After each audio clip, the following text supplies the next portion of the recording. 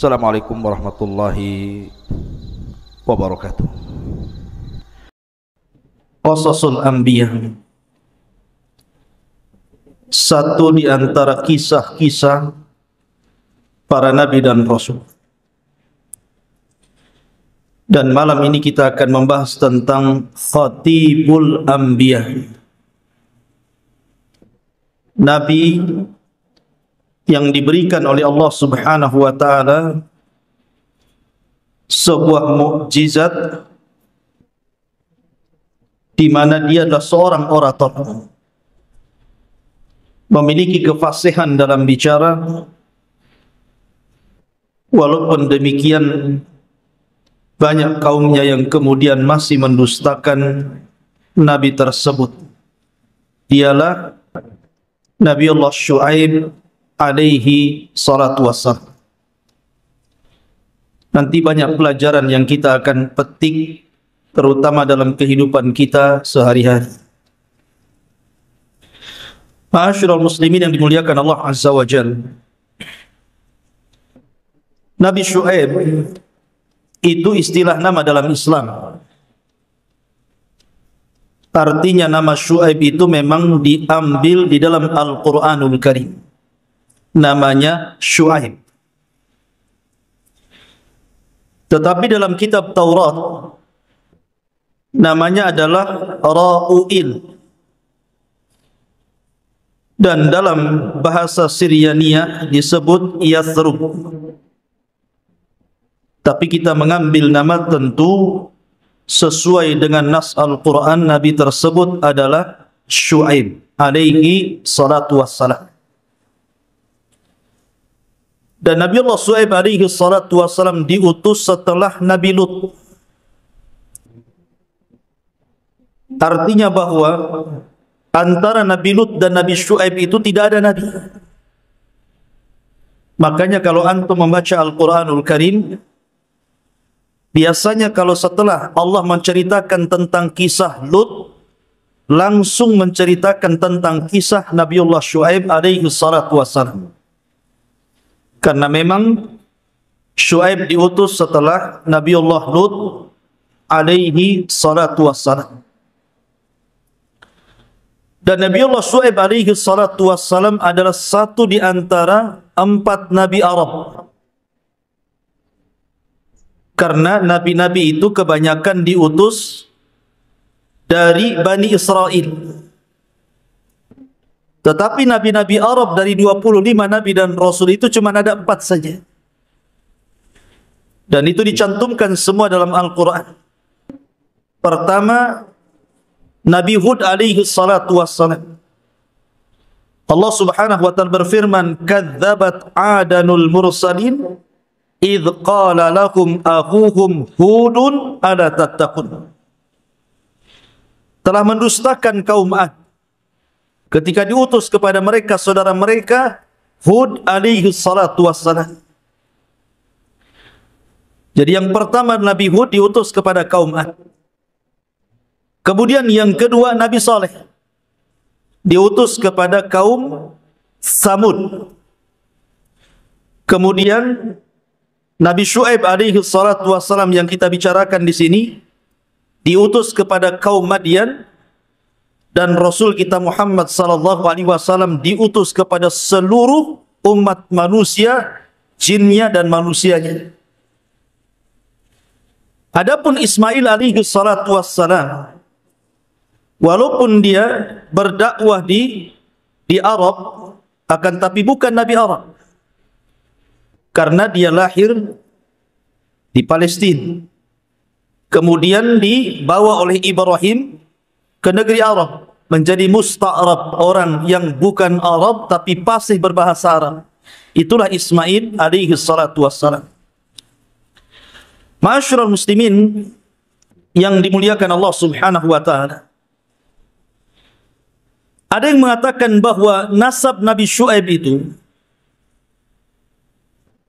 katanya ibunya adalah satu di antara dua putri Nabi Lut. Jadi Lut itu kan ketika diselamatkan Allah Azza wa Jal dan negerinya dihancurkan, negeri Sodom, maka Lut diselamatkan bersama dua putrinya. Lah salah satu putrinya itu ada yang mengatakan neneknya dan ada yang mengatakan ibunya Nabi Syuaib. Itu satu pendapat. Pendapat yang lain mengatakan bahwa Syuaib itu adalah keturunan dari Ibrahim. Dan ada juga yang mengatakan keturunan sampai kepada Nabi Nuh alaihi salatu wassalam karena dia adalah Nabi Arab. Dan Nabi Syuaib ini ikhwatu fiddin yang dimuliakan Allah Azza wa Jalla diutus kepada kaum yang memiliki tiga penyimpangan. Pertama, orang-orang Madian itu mereka para penyembah Al-Aikah. Aikah itu pohon yang sangat besar. Lah pohon ini yang disembah oleh orang-orang Madian. Mereka datang ke pohon itu, mereka minta berkah ke situ, meminta sesuatu kepada pohon tersebut. Jadi kaum Madian itu para penyembah pohon yang disebut dengan Aikah. Makanya ada Ashabul Aikah. Kemudian penyimpangan yang kedua, orang-orang Madian itu suka curang dalam berdagang. Mereka suka mengurang-urang timbangan, mengurang-urang takaran, mengurang-urang meteran, menipu dan zalim kepada orang-orang yang terlibat muamalah jual beli dengan mereka. Kemudian yang ketiga, mereka adalah qutta'ut taruq. Mereka adalah para penyamun, para perompak dan para perampok. Tidak segan-segan orang-orang yang lewat di Madian itu diambil hartanya, terkadang dibunuh orangnya. Mereka menakut-nakuti manusia. Lah, Nabiullah Syuaib alaihi salatu wassalam diutus kepada umat yang memiliki 3 poin penyimpangan.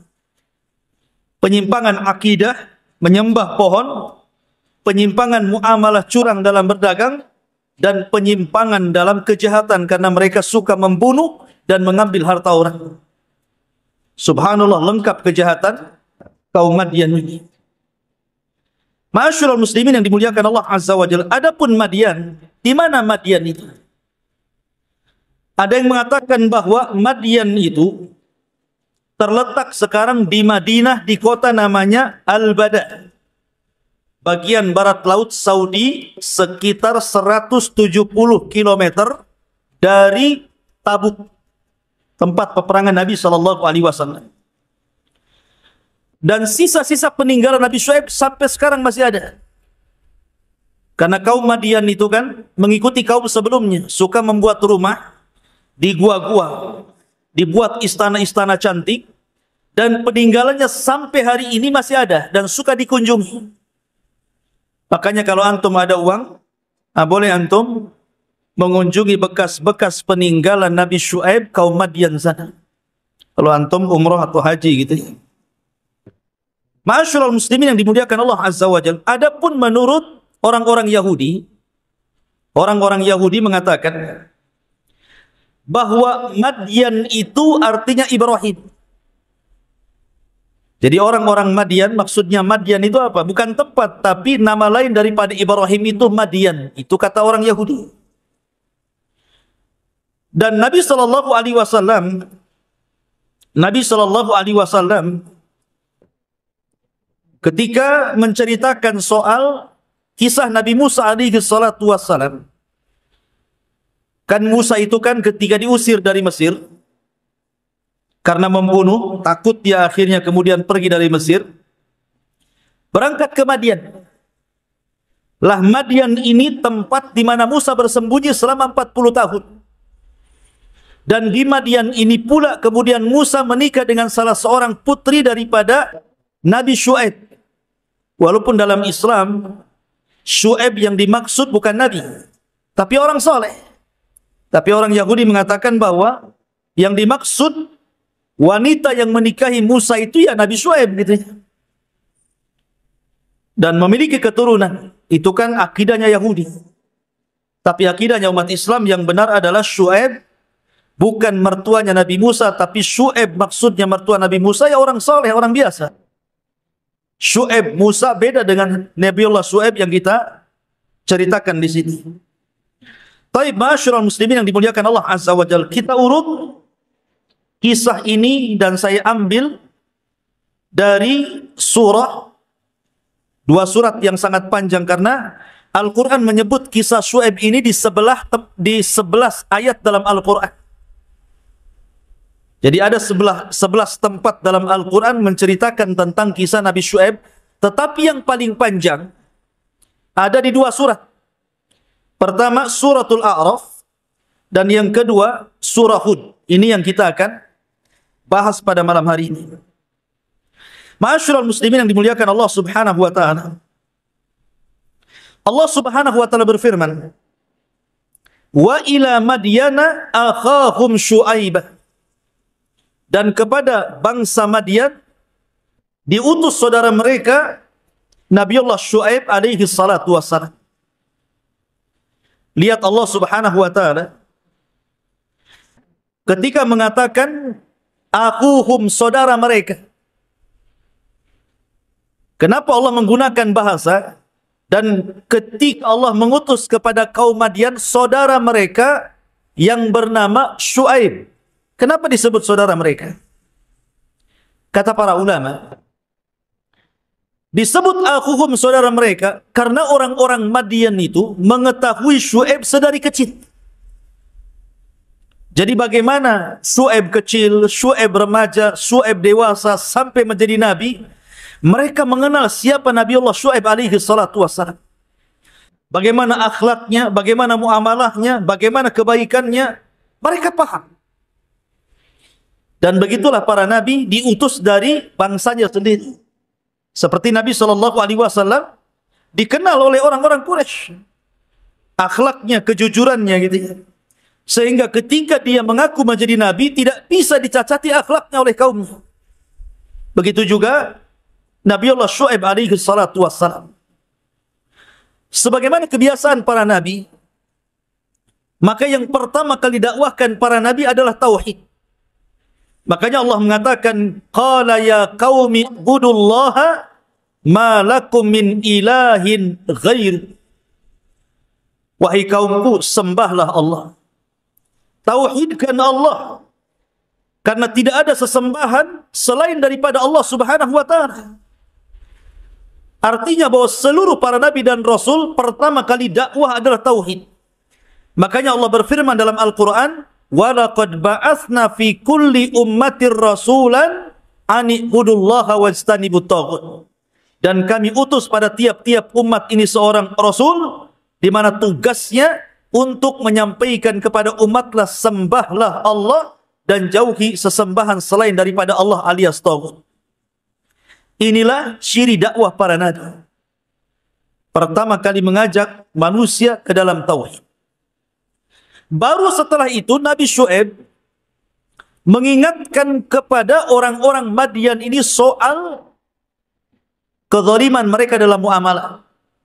Mereka suka curang dalam berdagang.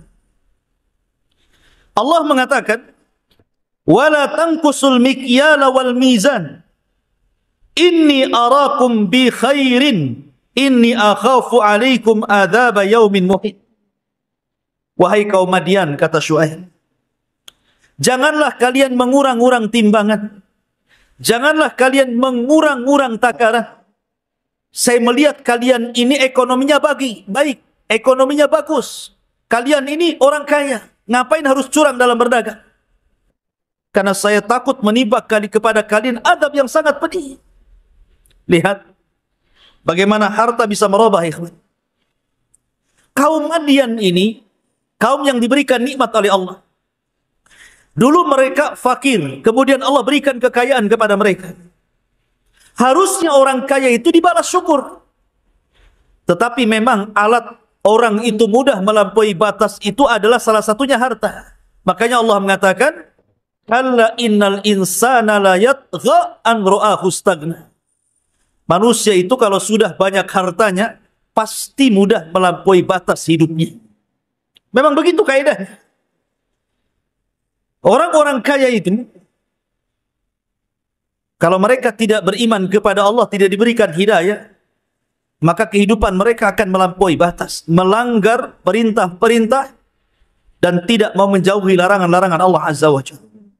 Lihat Qarun itu dulu kaum Musa, orangnya baik, soleh.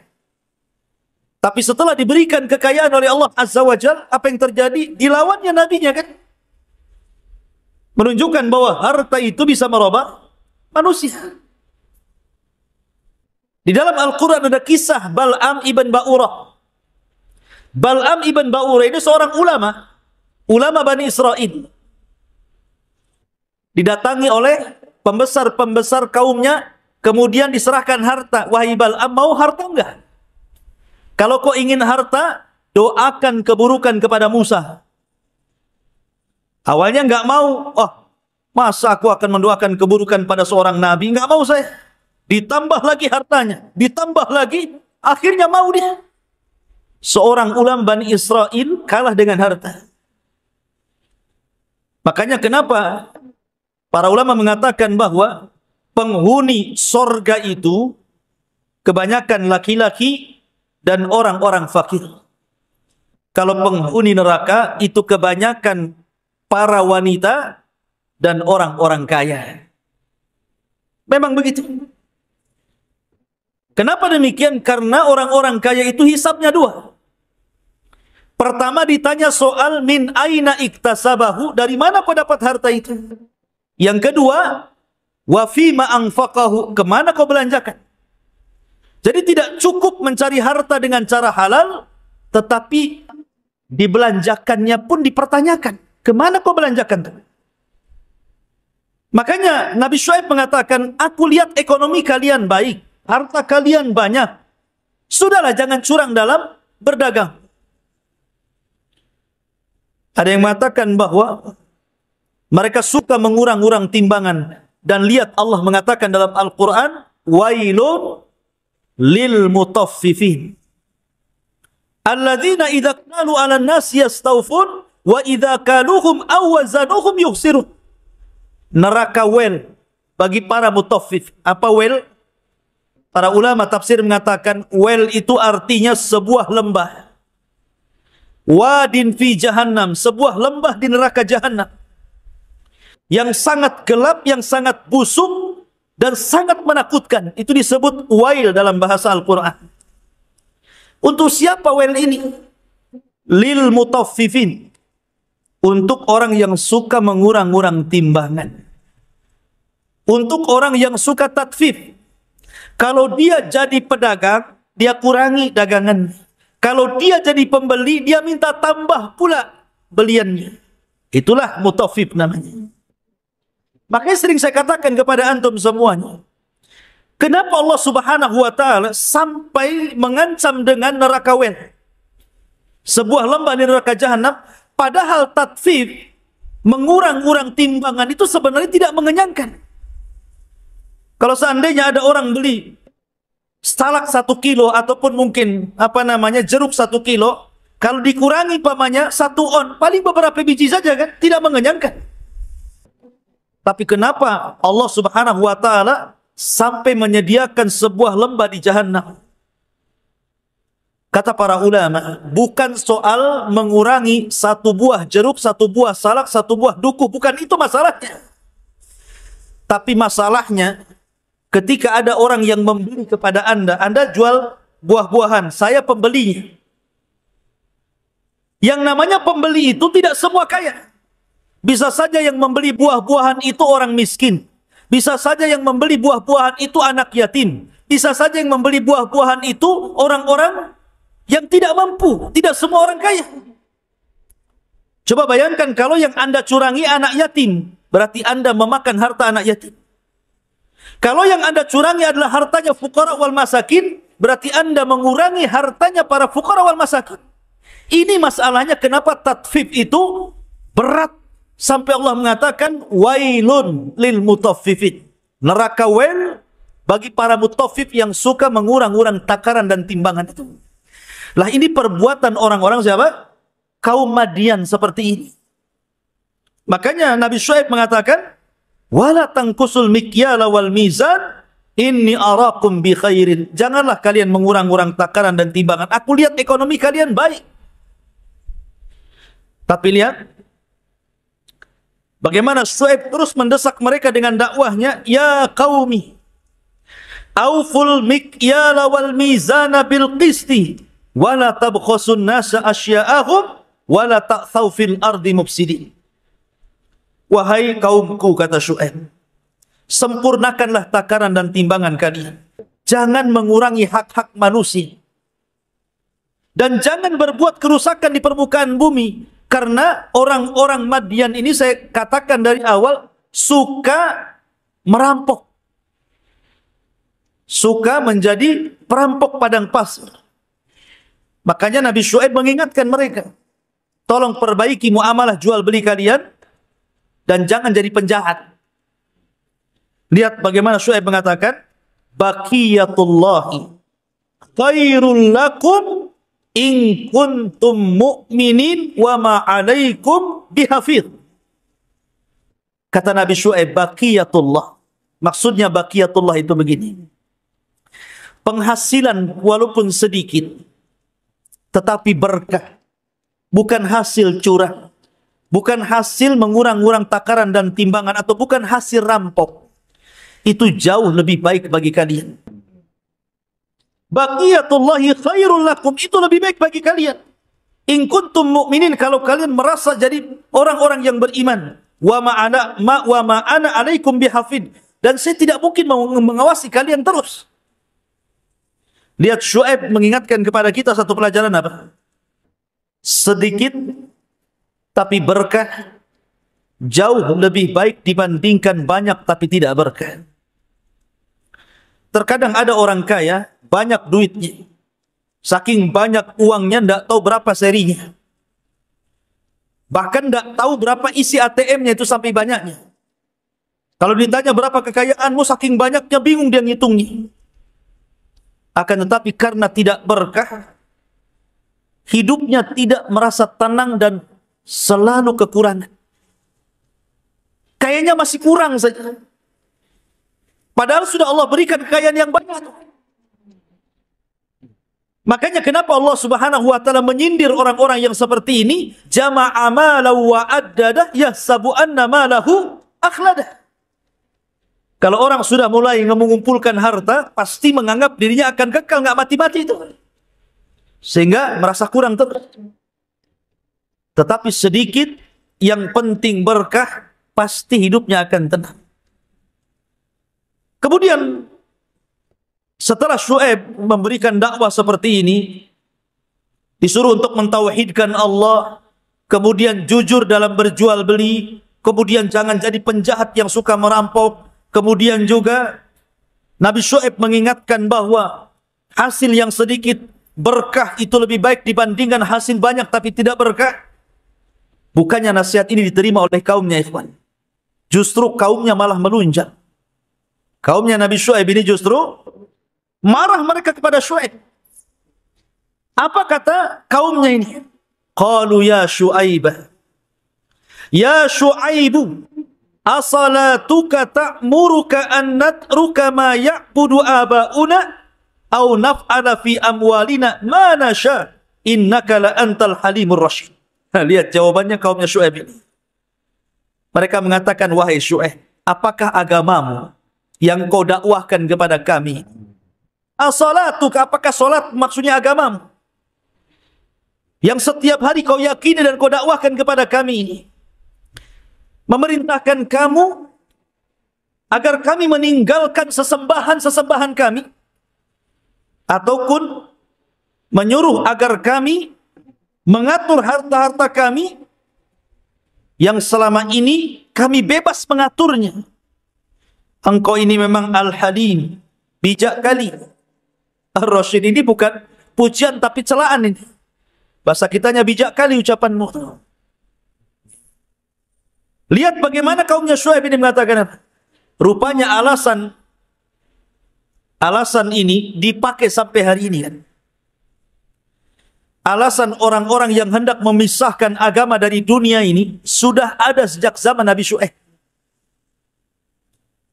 Makanya paradigma sekuler yang sekarang lagi gencar-gencarnya didakwahkan oleh orang-orang sekuler, mereka berusaha memisahkan antara agama dan dunia.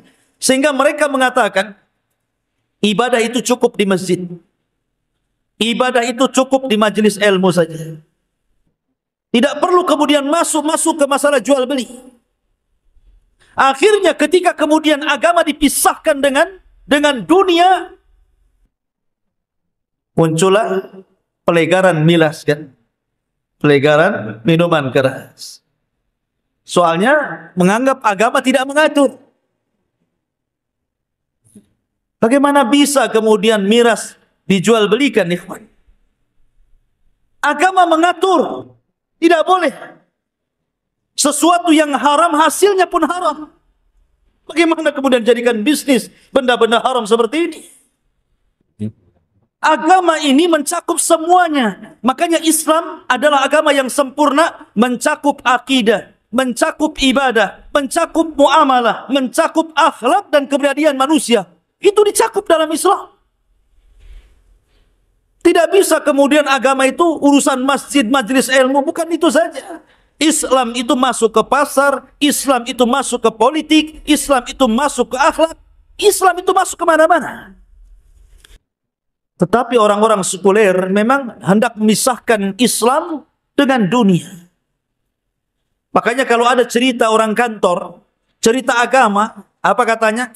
Kau jangan cerita agama ini di kantor ini katanya. Memisahkan kantor dengan agama. Korupsi jadinya kan? Ya. Seolah-olah alergi kalau orang cerita agama di kantor-kantor, di pasar-pasar, alergi. Padahal Islam itu mencakup semuanya. Makanya kenapa kaum Syuaib ini mengatakan, hei Syuaib, apa urusan agamamu dengan apa yang kami sembah?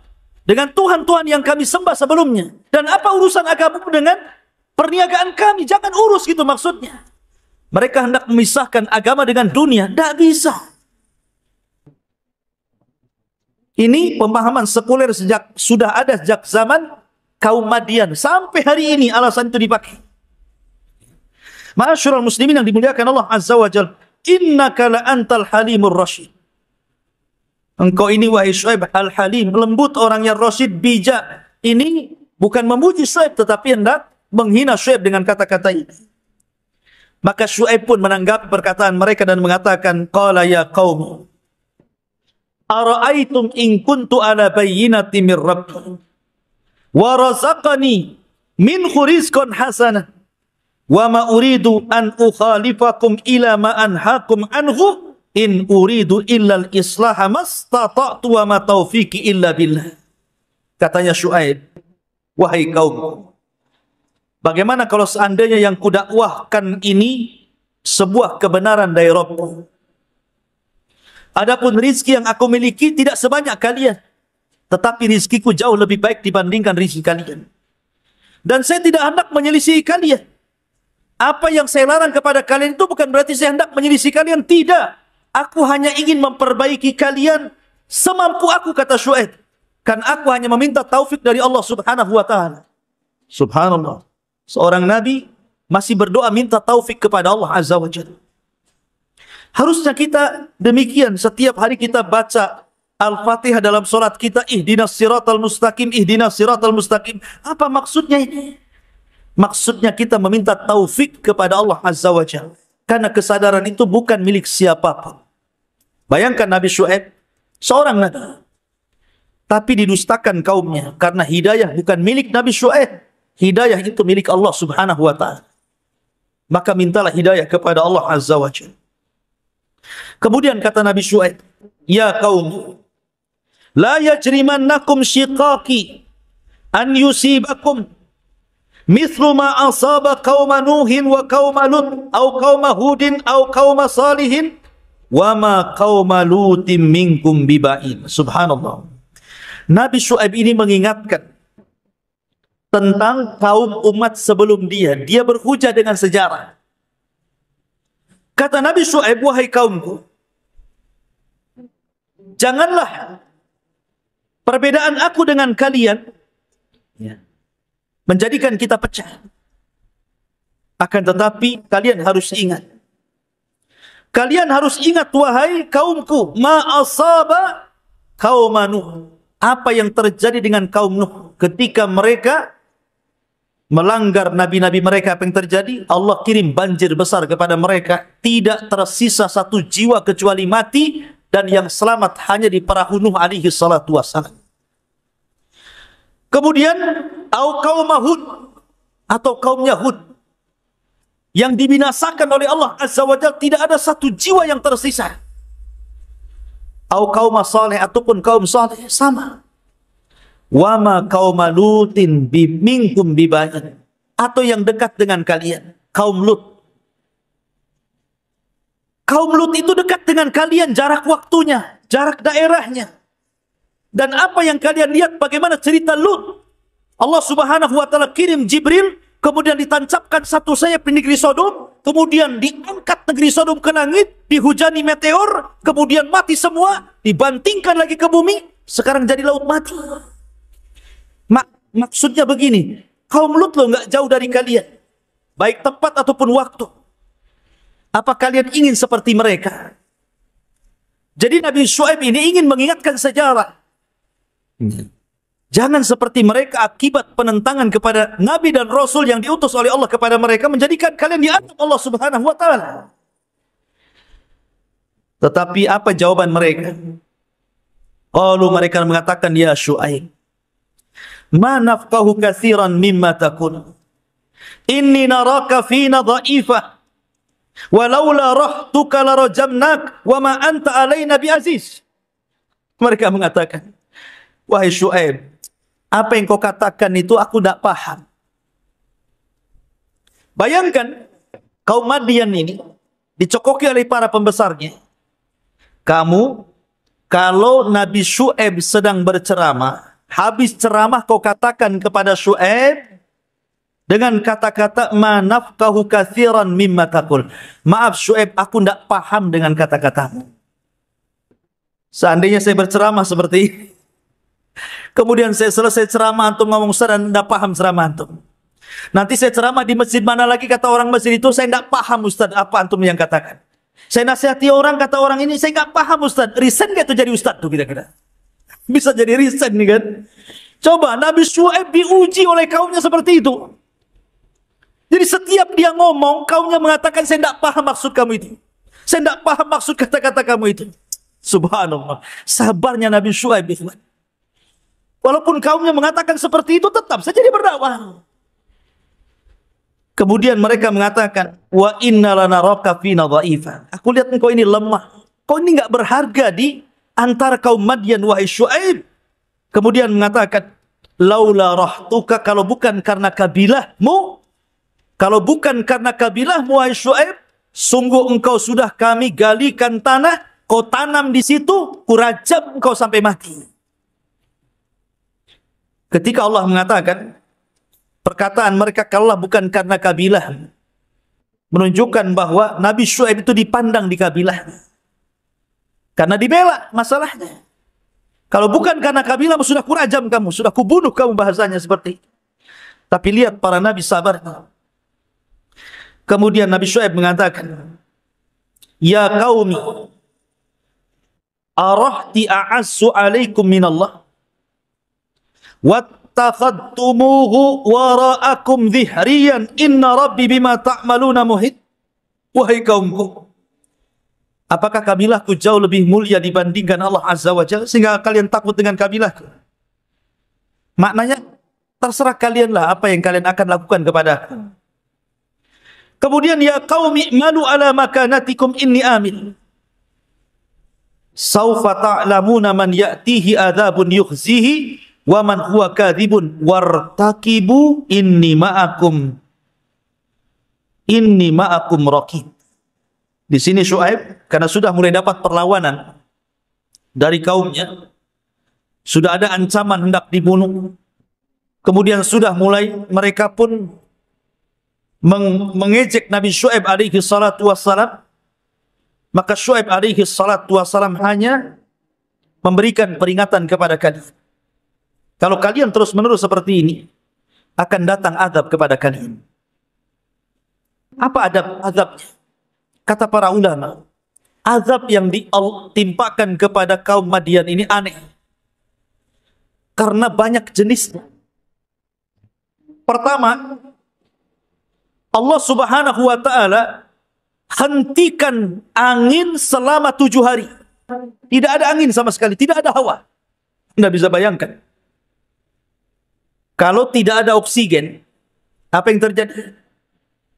Megap kita hidup. Bukan 1 jam, 2 jam.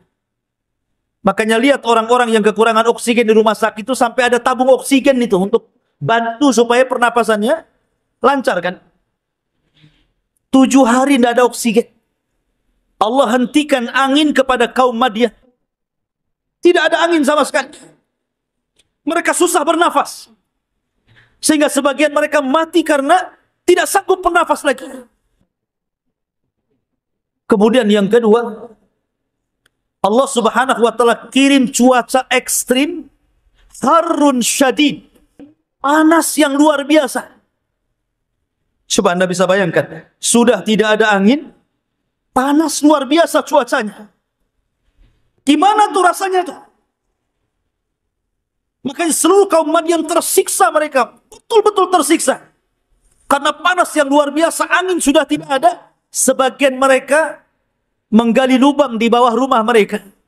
Kononnya, supaya mereka mendapatkan hawa dingin di lubang-lubang itu. Sebenarnya mereka sedang menggali kuburan mereka sendiri. Mereka masuk ke lubang itu tetap juga panas. Kemudian setelah itu, tiba-tiba Allah Subhanahu wa ta'ala kirim awan yang sangat pekat hitam. Berbayang. 7 hari tidak ada angin, kemudian panas yang bersangatan, tiba-tiba melihat awan. Maka seluruh kaum Madian keluar. Mulai orang tua, anak muda, laki-laki, perempuan, anak-anak, semua keluar dari rumah mereka. Mereka mengarah kepada awan hitam itu. Mau meminta perlindungan supaya minimalnya ngurangi panas. Ketika sudah berada di bawah awan itu, satu kabilah Madian itu berada di awan itu, apa yang terjadi? Rupanya di balik awan itu, Allah Subhanahu wa ta'ala kirim halilintar, percikan-percikan api. Dan api itu menembak setiap orang yang ada di bawah. Tidak ada satupun tersisa kecuali Allah Subhanahu wa ta'ala binasakan semuanya. Cukup sampai di sini? Tidak. Allah Subhanahu wa ta'ala mengutus Jibril alaihi salatu wassalam. Kemudian Jibril berteriak dengan sekali teriakan. Maka teriakan Jibril membinasakan orang-orang yang tidak ada dalam naungan awan itu. Yang berada di rumah-rumah mereka yang tidak keluar. Sehingga membinasakan semua kaum Madian. Baik yang di bawah awan, baik yang di dalam rumah, baik yang ada di gua, semua mati. Cukup sampai di sini? Tidak. Allah Subhanahu wa ta'ala kirim rajfah, gempa yang sangat hebat. Sehingga bangunan-bangunan Madian roboh rata dengan tanah. Dan tidak tersisa kecuali sedikit bangunan yang sekarang menjadi bukti bahwa kaum Madian itu pernah ada dan diceritakan dalam Al-Quranul Karim. Lihat bagaimana azabnya luar biasa. Makanya Allah Subhanahu wa ta'ala berfirman, fa'akhadathumur rajfatu fa'asbahu fi darihim jathimi. Maka Allah Subhanahu wa ta'ala kirim gempa yang sangat besar dan mereka pun menjadi bangkai-bangkai di rumah-rumah mereka. Dalam ayat yang lain, fa'akhadathhumus sayhatu. Maka dikirimnya kepada mereka suara yang memekak dari suara Jibril. Fa'asbahu fi darihim khamidin. Maka bergelimpangan di rumah-rumah mereka sendiri menjadi bangkai. Begitulah ikhwatu fiddin yang dimuliakan Allah Azza wa Jalla, kisah kaum Madyan. Dari sini banyak pelajaran yang kita bisa petik, ikhwan. Dan ada yang mengatakan bahwa setelah itu Nabi Syuaib diselamatkan oleh Allah Azza wa Jalla dan kaumnya. Kemudian Nabi Syuaib pun meninggal dunia. Ada yang mengatakan dikuburkan di sekitar dari Nadwah di sekitar Mekah. Ada yang mengatakan di kabilah Bani Sahmin di sekitar Ka'bah. Syuaib dikebumikan di situ ketika menyelamatkan dia dan orang-orang yang beriman. Apa yang bisa kita petik pelajaran dari kisah Syuaib ini, ikhwan? Satu, bahwa apapun dosa pada hari ini dan apapun musibah yang terjadi pada hari ini, semua adalah warisan umat terdahulu. Dosa-dosa yang hari ini dilakukan manusia itu warisan umat terdahulu. Dan azabnya juga sama warisan umat terdahulu. Kalau di zaman Nabi Syuaib terkenal dengan kecurangan dagang, maka lihat hari ini banyak orang-orang yang curang dalam berdagang. Makanya Nabi SAW mengingatkan orang-orang muhajirin dan mengatakan walam yang kusul mikyala wal mizan. Tidaklah umatku, kata Rasul, mereka mulai mengurangi takaran dan timbangan illa ukhidu bis sini wa syiddatil ma'unati wa jawri sultan alaihim, kecuali akan ditimpakan kepada mereka paceklik yang berkepanjangan, susah ekonomi, dan kezaliman penguasa. Lihat, satu dosa adabnya 3. Satu dosa adabnya 3. Dosanya cuma 1, curang dalam ekonomi, suka mengurang-urang takaran, suka mengurang-urang timbangan, melakukan kezaliman dalam jual beli, melakukan muamalah riba dalam jual beli. Jadi dosanya hanya penyimpangan dalam bab jual beli saja. Tapi lihat Allah Subhanahu wa taala menghukum, kata Nabi SAW, dengan 3 adab. Illa ukhidu bis sinin. Pertama akan ditimpakan kepada mereka paceklik yang berkepanjangan. Walaupun turun hujan, tidak akan berkah karena hujan itu hanya memberi minum para hewan-hewan ternak, bukan untuk manusia.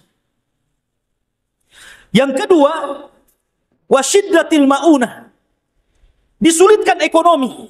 Lihat hari ini, orang cari kerja susah. Pengangguran di mana-mana. Maka salah satu penyebab susahnya ekonomi dan pengangguran di mana-mana karena banyaknya orang yang curang dalam jual beli.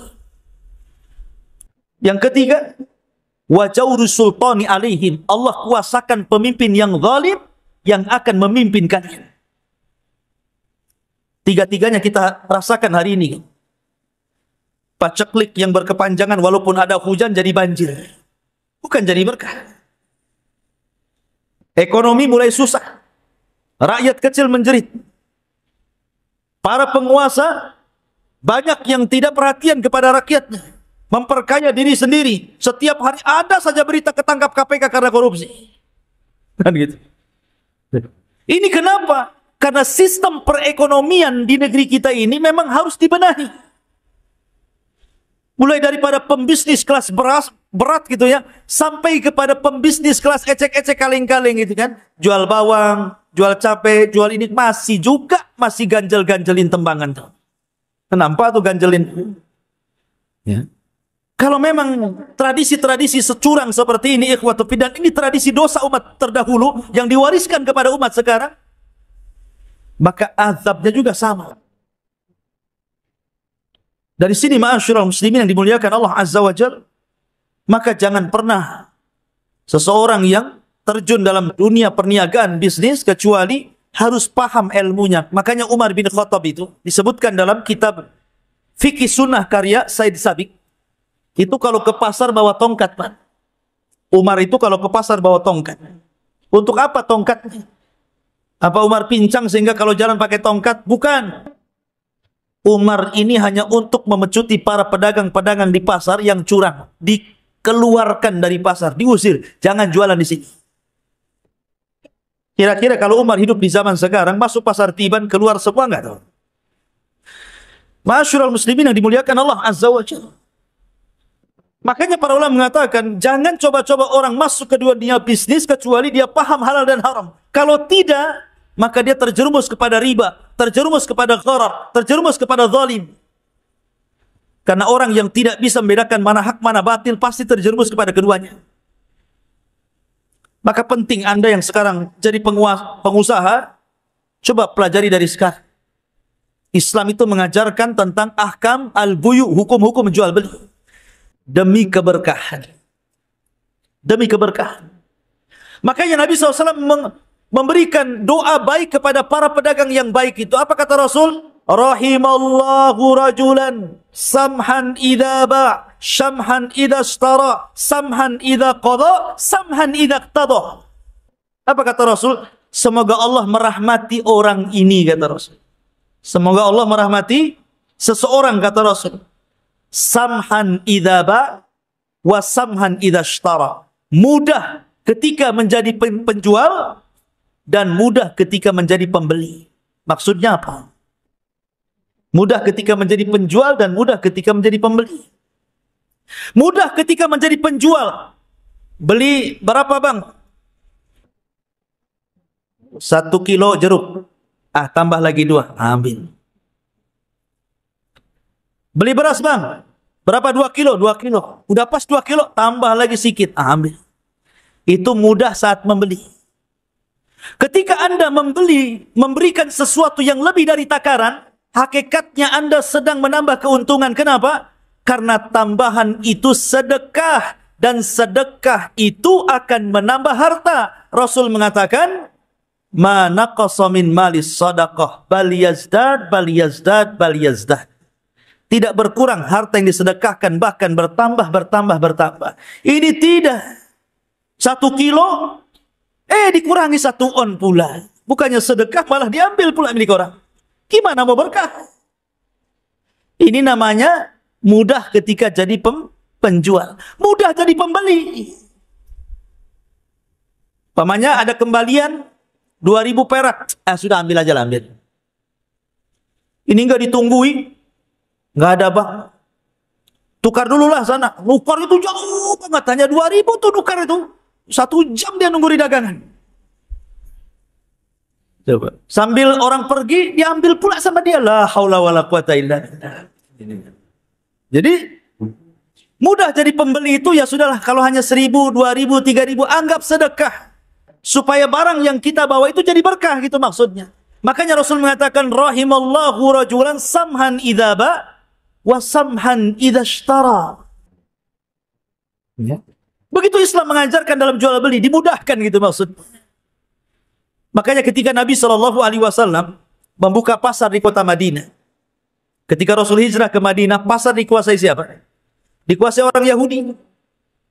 Namanya pasar Bani Kunaiko. Satu ekonomi Madinah itu dikuasai oleh orang Yahudi dengan pasarnya Bani Kunaiko. Maka Nabi SAW mulai memainkan bisnisnya karena tahu orang-orang Mekah ahli dagang. Walaupun orang-orang Madinah tidak pandai berdagang karena mereka sibuk dengan pertanian. Mulailah Rasul melirik membuat pasar sendiri. Karena orang-orang Yahudi suka curang dalam dagang. Maka Rasul mulai menerapkan bagaimana siasah politik syar'i dalam bab jual beli. Diterapkan sama Rasul jual beli bagaimana secara Islam. Dalam 2 tahun, kolab pasar Yahudi gulung tikar. Bahkan orang Yahudi pun belanja kepada orang Islam. Begitu. Itulah ekonomi Islam. Ekonomi Islam. Tapi sekarang siapa yang megang ekonomi? Bukan orang Islam. Bahkan orang Islam pun mengikuti gaya kapitalis kan begitu. Mengikuti gaya-gaya nggak jelas gitu. Coba kalau seandainya setiap para pedagang Muslim itu menerapkan ajarannya, kolab itu pasar-pasar orang kafir itu. Ma'asyiral muslimin yang dimuliakan Allah Azza wa Jalla. Ini faedah yang pertama. Faedah yang kedua, siapapun yang melanggar aturan agama yang dibawa Nabi Shallallahu Alaihi Wasallam dan nabi-nabi sebelumnya, maka ada akibat yang akan diterimanya. Lihat kaum Madian, dikirim azab yang luar biasa. Maka begitu juga orang-orang yang berusaha menyelisih nabinya, cepat ataupun lambat pasti akan Allah turunkan azab kepada mereka. Makanya sering saya contohkan,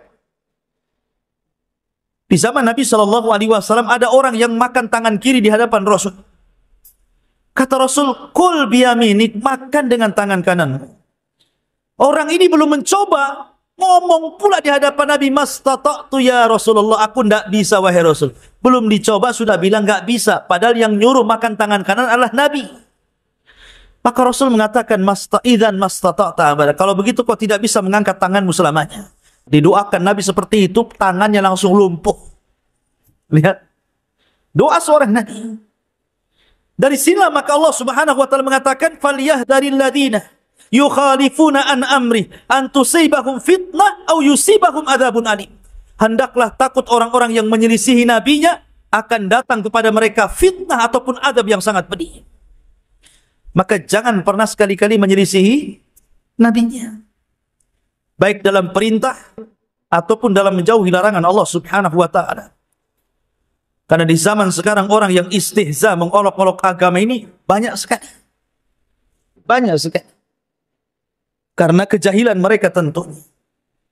Ma'asyiral muslimin yang dimuliakan Allah Azza wa Jalla, dan yang terakhir dari kisah Nabi Syuaib alaihi salatu wassalam. Seorang orator, kesabaran Syuaib dalam berdakwah. Lihat, padahal dia dihadapkan kepada kaum penyimpangan dalam akidah, penyimpangan dalam bab muamalah, bahkan penyimpangan dalam bab akhlak. Tetapi Syuaib sabar. Makanya kenapa Nabi Shallallahu Alaihi Wasallam difirmankan Allah Azza wa Jalla, wasbir kama sabara ulul azmi minar rusul. Sabarlah engkau wahai Muhammad sebagaimana para rasul itu sabar. Karena dalam mendakwahi orang itu macam-macam karakter orang itu. Ada orang itu yang mudah didakwahi, ada yang susah didakwahi, ada debat dulu baru dia sadar. Makanya Allah mengatakan wajadilhum billati hiya ahsan. Debatlah mereka dengan cara yang baik. Makanya kenapa kata Nabi SAW kepada Ali bin Abi Thalib radhiyallahu an, atau ini perkataan Ali bin Abi Thalib juga, berdakwahlah kepada manusia sesuai makom mereka. Mungkin bahasa sederhananya, jangan kasih pelajaran anak TK dengan anak S1. Atau jangan pula memberikan pelajaran anak S1 dengan pelajaran anak TK, itu ngina namanya. Tetapi ajarkan sesuatu yang cocok dengan masing-masing itu. Dari sini penting, likulli maqal maqam. Setiap kata-kata itu ada tempat didudukan di mana tempatnya. Ya. Maka Nabi Syuaib mengajarkan kepada kita bagaimana kesabaran, kelembutan Syuaib mengajarkan dakwah kepada kaum Madian. Walaupun berakhir kaum Madian ini tidak menerima dakwah Syuaib, akhirnya Allah timpakan adab kepada mereka.